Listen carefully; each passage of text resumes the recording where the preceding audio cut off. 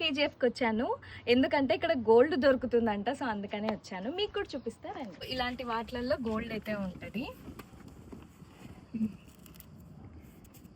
Gold rate కూడా చాలా ఉంది కదా, మనం ఏం చేస్తామో అందుకని ఇలా గోల్డ్ కోసం రావాలి. ఇందులో అంతా గోల్డ్ వస్తుంది అనమాట. చాలా గోల్డ్ ఉంటుంది, ఎంత కావాలంటే అంత మీరు ఇంటికి తీసుకెళ్ళచ్చు.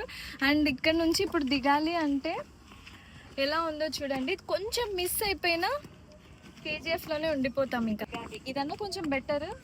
అక్కడ నుంచి వచ్చాము ఇందాక, చాలా కష్టంగా ఉంది. పెద్దగా ఏం లేదు, కానీ గోల్డ్ మాత్రం కేజీ తీసుకెళ్ళచ్చు. ఇప్పుడు నేను 2 kgs తీసుకొని వెళ్తాను.